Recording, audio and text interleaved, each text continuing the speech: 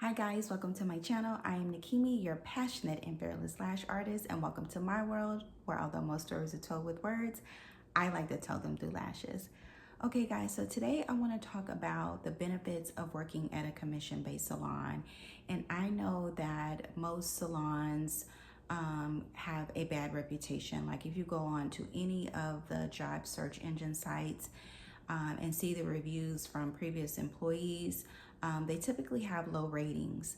I think the chief complaint that you'll see is the pay and toxic management or work environment. And I'm not here to minimize anyone's experience. The goal here today is to kind of get you to see it through a different lens, in particular if you are new to the industry, if you're a new lash artist. So the first benefit that I want to talk about, or that I find, is that they are an established company. So because they are established, they're able to feed you clients, right? They already have the money for marketing and branding. Typically, they have been around for a while, and they already have like a built-in clientele that allows you to get started right away. What this does is it takes off the pressure of you having to be inundated with the day-to-day of trying to build your clientele. The main thing that you have to focus on, or that you get to focus on, shall I say, is perfecting your craft. So with each lash set, remember, we want to be 1% better with each set that we complete, and just building those relationships and retaining your clients. This also minimizes or eliminates you having to pay any type of cost for inventory, overhead pricing, rental costs, purchasing supplies. They supply everything for you, from the tweezers to the lashes to adhesive to the iPads. Whatever it is that you need, they provide it. Anything that you need to get you going and to do your job, they provide that for you. Another thing that's not really talked about a lot is the insurance that a lot of new beginners, we just can't afford to purchase, which is insurance. So you're actually covered under their insurance in the event that something does happen. And guys, you'll see me kind of looking down. It's because I have created a whole spreadsheet, a whole Word doc, shall I say. I don't want to miss anything with this. I want to talk about the next benefit is stable income. The key word here, guys, is stable. Okay, so no, in the beginning, you're not going to be in your bag. You're not going to be able to be taking endless vacations and buying Gucci and Prada. Okay, not if this is your only source of income, but there is stability. You will be able to make a livable wage. Now, if you're thinking about, oh, I want to go apply and see what it's like, one of the things that I err you on the side of caution is to maybe ask them during the interview processing, what is their traffic like? Because what you don't want is a company that really is failing, or they don't, and it does happen in franchise salons where they really don't have a lot of clientele. You don't want to not be able to have clients, and that would totally defeat the purpose. So the key word is stable income. This takes the pressure off of you having to worry about the day-to-day living, your daily essentials, right? Your rent or mortgage or whatever else, all while still learning. You're able to make a livable wage.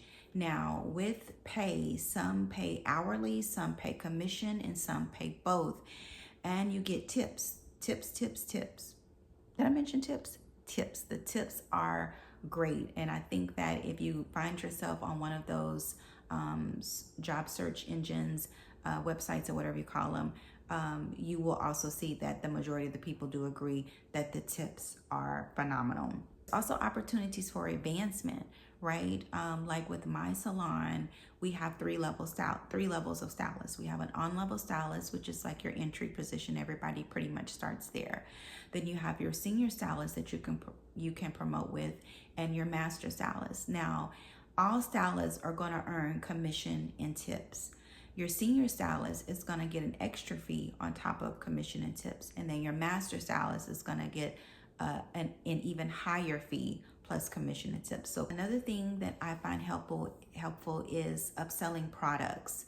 Now, although most salons are going to typically offer you somewhere between 30 to 40%, you may luck up and get a 50% deal. Again, all salons are not created equal. So because the commission is a little lower than what we would like for it to be, the way that I look at this is it's all educational and it's all experience. That's the word that I want you guys to focus on, is gaining that experience. So one way to look at it is it's an internship, right? A paid internship. The thing that I get out of this is the fact that I'm learning what type of products that are out there that pair well with lashes, from your lash growth serums to your sealants to gel removers to different makeups. I know, like in the beginning, our whole motto is kind of ditch the mascara and get the look, with lashes. But there are mascaras out there that are lash extension friendly. And so I probably would have never even known this had I not been working at a salon. And I'm not saying that as a solo artist you wouldn't know this. It's just that based off of what I was kind of going through and kind of following everybody else, I have gained a ton of knowledge on what's really out there. So one of the things you can also look at it is, while you're learning this and you're knowing this, this is things that you can incorporate later on down the line if you do decide to go as a solo artist, right? You cannot beat the knowledge that you get, the experience that you're gaining, all while making a livable wage. In my opinion, in the beginning, it is an awesome thing to consider and an awesome way to go. I also feel like with the lash industry, and I think that a lot of people would benefit from working at a commission-based salon first, right? I mean, a lot of us just don't have customer service background or sales background. We didn't come from an environment where we grew up in a salon. Heck, a lot of us were not handed down generational wealth or the family business, so we know how it goes, right? So this kind of gives you the opportunity to know the lay of the land, which brings me into my next point, which is the biggest perk, which is experience, right? So you think about it, you're learning different new skill sets, from lash lifts to brow laminations to brow threading, tinting, lash tinting. Some do waxing. All of these things that you will want to learn, because like with anything, even if you have a severe passion for it, it can become very mundane. And this kind of breaks up the monotony throughout the day of just lashing, consistently lashing back to back. You get to learn something different, and it's another skill set that you have up under your belt that you can take with you when you leave. This also allows you to gain tons of experience and you kind of make those trials and error with falling on your business, right? So when you are a solo artist and everything counts from the client. Like, you've got to really get it out of the mud. So first of all, shout out to the lash artists that have paved the way, that have built it brick by brick, that have been in this game and kept it going, for that people like myself can enter in.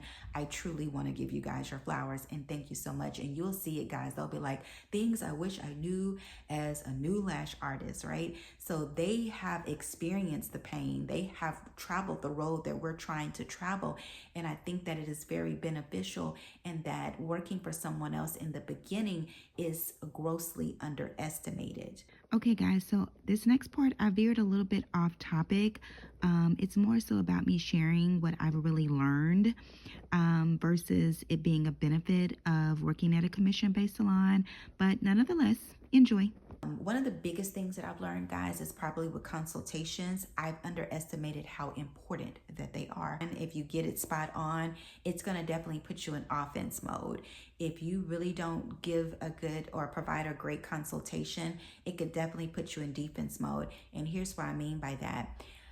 Consultations, I do feel that if you don't already, you should probably mandate it. Really mandate those in the beginning, along with the patch test for clients that have never had lash extensions, or even the ones that are just now coming to you, because all lash adhesive are not the same. They may, have a reaction to one adhesive and maybe not yours.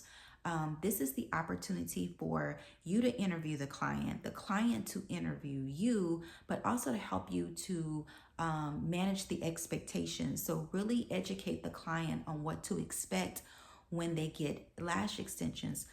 Typically we will just look at the eye shape and ask them, maybe suggest a C curl or a D curl or a cat eye or a doll eye. No, this is the time to really dig deep, understanding what are their daily habits. Are they really even going to be a good client for lashes? And what I mean by that is that, if they're really going to take the time to clean their lashes, are they going to be delicate with their lashes? Are they going to protect their investment? Is this just a one-off thing for them? Are they really like, I really can't afford to do this. This is kind of like a every once in a while thing for me. But also letting them know what to expect, educating them on the shedding process. Some things they may feel a little, odd in the beginning. It's because they're, may be a little irritating in the beginning, and they may have the desire to touch them because it's something foreign on their eye. How to kind of, guide them if their eye is itching, if they have allergies. What's a good way to kind of get that itch relief without, rubbing their lashes?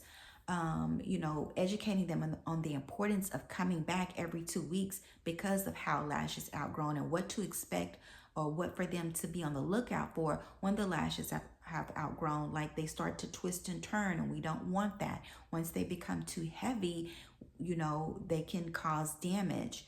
A lot of clients also, guys, you'll see this, they'll come in and they'll see pictures on social media, but what they don't know is that, we hit angles with those photos, right? Like we're professional photographers in this mud. We're also editing those photos in most cases.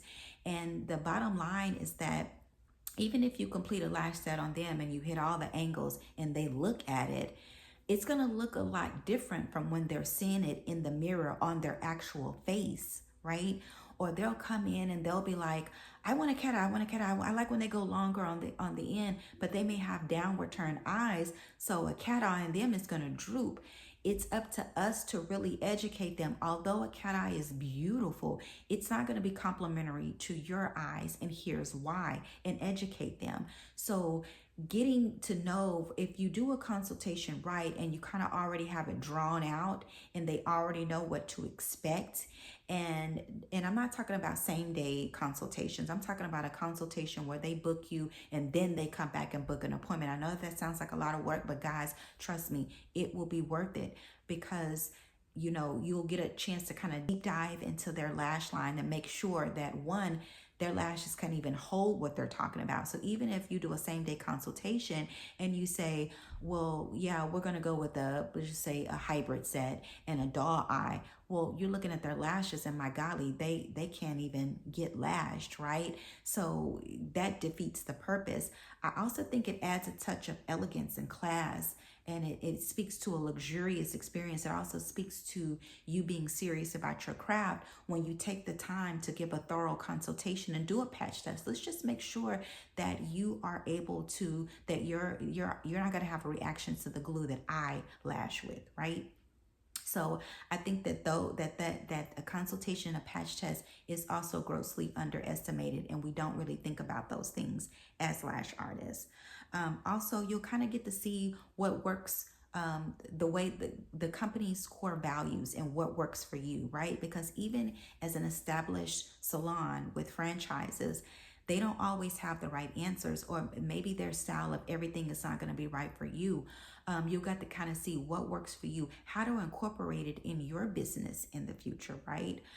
So I think that, again, from customer service, learning how to greet the clients, really learning how to read the room, understanding when a client doesn't want to be bothered, you'll get to understand, nonverbal cues. You'll have some clients that just want to come in and listen to their podcast, and you'll have some that are chatty Cathy's, and boy, you better be ready. So if you're like me, and I've been told that I am one of the most introverted, extroverted people that they are, and that is absolutely true. So again, you'll get in the habit of doing things, and repetition breeds success. once you become successful and you're doing it every day and you understand how it goes and you're in your element, guys, you're gonna become more confident. Another thing I've learned is like the terms and conditions, getting away from just booking sites with a bunch of rules. And trust me, I understand why the rules are there, but there are ways to frame it so that it's not so sassy or attitude-ish. Okay. So again, just a vast wealth of training and knowledge that you'll gain, the experience, guys, it is invaluable. I cannot mention, I feel that the industry totally needs this. We have to go back to the basics. I know that everybody wants to be a boss. Everybody wants to work for themselves, and you can get there, but I do think you need to have an honest conversation with yourself. What is it that you need? What is it that you're lacking the training on? Maybe you don't have the money to take all of these master courses, and invest in yourself that way. That's okay. Internship, guys, think of it as internship. That about the experience is, of course, with the lash lines, working with sparse lashes, full lashes, learning the face shapes, and what curl type is going to be most complementary to their eyes. I think you get a clearer view of the path that you want to take. Do you want to go into education, lash education? Do you want to become a lash educator, right? Do you want to own your own salon one day? Do you just want to simply, stick as this is a part-time gig for you? You already have your job that you love, and lash is just a means of you making extra money because you really like to do it. Maybe your goal is to be able to rent your own suite one day and have your own space, right? I think the last thing, guys, is that you're working with different lash artists. So you are in the environment. You are working with like-minded people. That's it today, guys. That's what I really wanted to talk about. Listen, if you are new to the lash industry, if you're thinking about joining the lash industry and you have any questions that you want to ask about a commission-based salon, please drop a comment.